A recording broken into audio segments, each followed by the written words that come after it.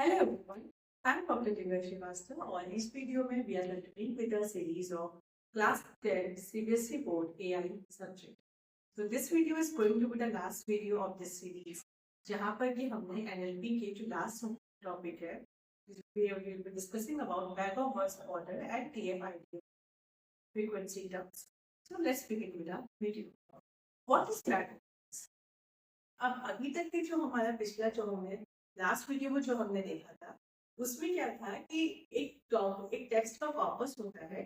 उस टेक्स्ट को हम सिंप्लीफाई करते हैं, हम स्टॉपिंग वर्ड्स को रिमूव करते हैं, हम कॉमास को रिमूव करते हैं और उस प्रोसेसिंग जितना काम होता है नॉर्मलाइजेशन होता है, ये सब चीजें हमने अभी लास्ट वीडियो में we have seen we have move and we have done the processing of our text. अब आज की वीडियो में आज के टॉपिक से हम क्या करेंगे कि हम उस टेक्स्ट को, जैसे कि वी ऑल नो कि कोई भी मशीन होती है या कंप्यूटर होता है वो हमेशा नंबर्स के फॉर्मेट में पढ़ता है, में जो है it understands the language of numbers not the text, it always work with numbers. So now we would be converting those text into a digital format, into the numerical format. तो अब वो जो वर्ड्स है वो numbers के format में कैसे represent करते हैं उसी के रिस्पेक्ट में हमारा पहला मॉडल है which is very famous, very common, is bag of words model. Now what it is basically, bag of words model क्या होता है कि एक बैग है जिसमें कि सारा का सारा जितने भी वर्ड्स हैं टोकन्स से इन टर्म्स ऑफ एनएलपी, वो सारे टोकन्स को हमने फिल आउट कर। तो जैसे कि घर में हमारे पास जो भी सामान है, अगर we are packing it up, तो हम सारा का सारा सामान जो है एक कार्टन में एक बैग में हम फिल करते हैं। सिमिलरली हम जो है जितना भी हमारा टेक्स्ट है, जितने भी डॉक्यूमेंट्स है, वो डॉक्यूमेंट्स से कंप्लीट टेक्स्ट को हम लेके एक बैग में फिल कर देंगे, उसी को कहते हैं bag of words. So for example, if I write down some words like simply I, Divya Srivastava, note topic words थे ना, लाइक आई एम, इस टाइप के जो वर्ड्स थे वो मैं यहाँ पे इंक्लूड नहीं करी क्योंकि वो हम पहले ही प्रीवियस स्टेप में रिमूव कर चुके हैं। So I Divya Srivastava, I done PhD from नहीं यूज करेंगे IIT Jodhpur. Then if I say I make YouTube videos, then I teach AI, to नहीं यूज करेंगे स्टूडेंट्स। सो लेट्स से मैंने ये बनाया, okay, I will include something YouTube videos on नहीं करेंगे AI, okay. तो if I am considering these as documents, ये हमारा डॉक्यूमेंट 1 है, ये हमारा डॉक्यूमेंट 2 है, ये डॉक्यूमेंट 3 है, ये डॉक्यूमेंट 4। तो अब इन डॉक्यूमेंट्स के जितने भी वर्ड्स थे उसको हम एक बैग में will keep it. So if I am doing it is I, then Divya, then over here Srivastava, then done, then PhD, then IIT, then over here Jodhpur, then YouTube, then videos, AI, then teach, and then students। तो यहाँ पर same जो repeating words थे वो हमने repeat नहीं किए हैं। सो आई 4 टाइम्स रिपीट हुआ था, I mention in single form. तो जितने भी वर्ड्स अगर हमारे रिपीटिंग वर्ड्स हैं उनको हम रिपीट नहीं करते हैं, it is just a bag of words जिसमें जितने भी यूनिक वर्ड्स हैं वो सारे ऐड ऑन होते जाएंगे। सो नाउ ये बैग ऑफ वर्ड्स मॉडल जो है विद ईच इनकमिंग डॉक्यूमेंट, जब भी कोई नया डॉक्यूमेंट इंट्रोड्यूस होता है उसके साथ ये बैग ऑफ वर्ड्स हमारा अपेंड होता रहता है, नंबर और जो हमारे वर्ड्स हैं वो इसमें होते रहते हैं। सो ये हमारा BOW मॉडल के ये हमारे सारे वर्ड्स हमने एक जगह हमने लिख लिए, राइट। अब BOW मॉडल के हिसाब से इन डॉक्यूमेंट्स को अगर मैं न्यूमेरिकल फॉर्मेट में कन्वर्ट करना चाहूँ तो व्हाट इट वुड है। तो इसके लिए हमारा जो फीचर वेक्टर होगा, नाउ इफ आई से फीचर वेक्टर्स के लिए हम हमेशा पहले काउंट ऑफ वर्ड्स देखते हैं कि इस बैग में कितने वर्ड्स हैं। तो if I C count 1 2 3 4 5 6 7 8 9 10 11 12 total I am having over here 12 words.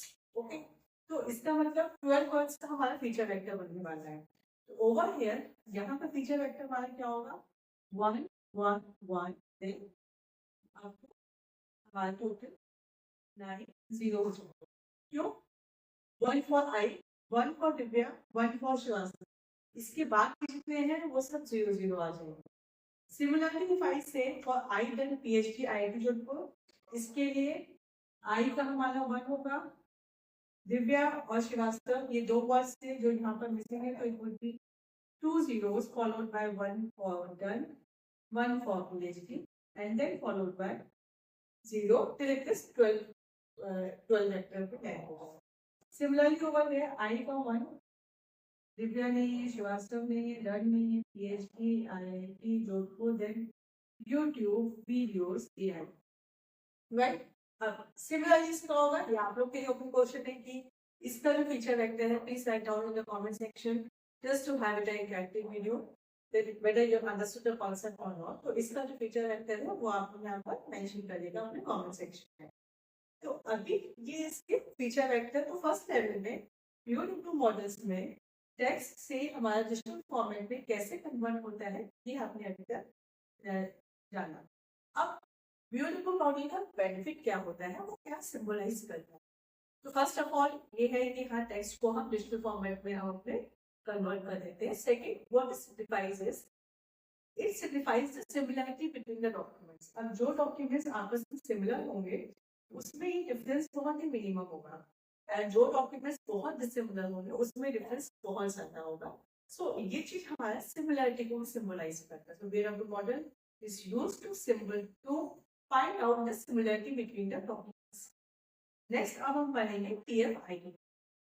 Next term हम पढ़ेंगे टर्म फ्रीक्वेंसी और inverse document. Now first of all what is term frequency. कोई भी टर्म कितनी बार अगर कर रहा है in a document is called term frequency. Simple way, like I term है, यहाँ पर एक बार अगर तो उसकी फ्रीक्वेंसी 1 है। लेट्स से अगर मैं यहाँ पर लिखती कि I teach AI students AI, suppose 2 bar AI है तो उसकी फ्रीक्वेंसी 2 हो जाती है। तो सिंपल फॉर्मेट में the number of times a term is occurring in a document is called term frequency. Coming to the second part which is more important is inverse document frequency. Term frequency का drawback क्या था कि if a term is occurring more than one time or if it is occurring multiple times across the document, that term was giving highest frequency.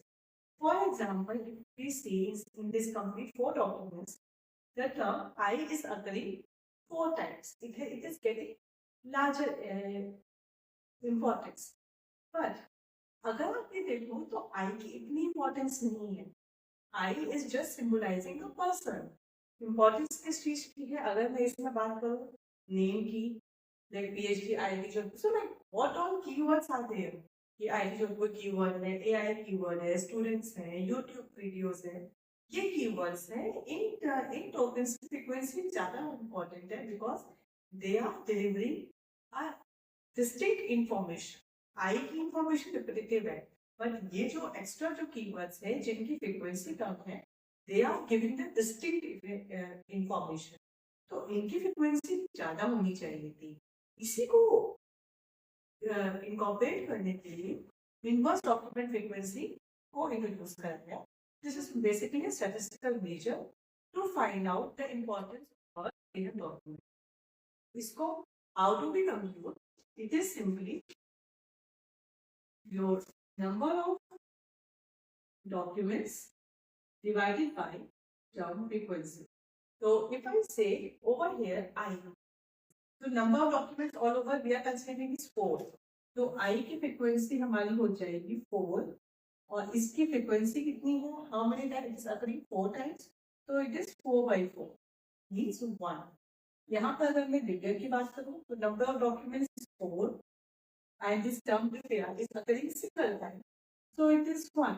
Similarly for Shivasta 4/1 होता है term inverse document frequency का, वो हमारा होता है IDF is equals to TF into log base 10 and ये एक complete major होता है जिसमें कि हम जो है इसको कंप्यूट करते हैं। So it is being counted as, so term frequency if I say suppose of I, it is 4 into log 10 और I की हो जाएगी 1।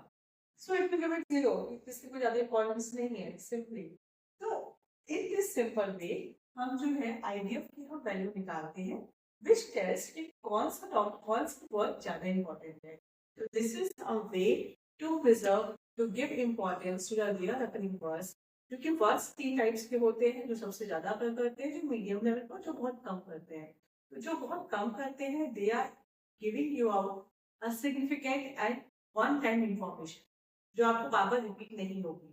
जो बीच के हैं दे हैव गॉट मॉडरेट, और जो बहुत ज्यादा अकर कर रहे हैं words like usually stop words होते हैं या नाउन्स होते हैं, तो इनको इतनी importance as a sort of corpus important नहीं होते हैं वो, इसीलिए IDF का टर्म इंट्रोड्यूस करा है।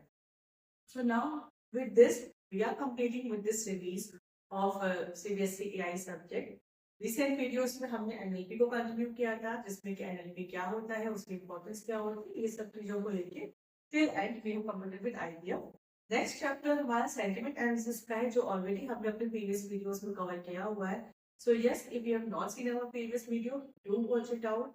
CBSE AI सब्जेक्ट में जितने भी इंपॉर्टेंट कॉन्सेप्चुअल चीजें हैं विच हैव जो आपको समझने की जरूरत है, वो सारा हमने इस पूरे सीरीज में कवर किया हुआ है। So yes, all the best to everyone who are the board aspirants. All the best. Wish you all the luck, and let's see how this series turns out, how much valuable for you.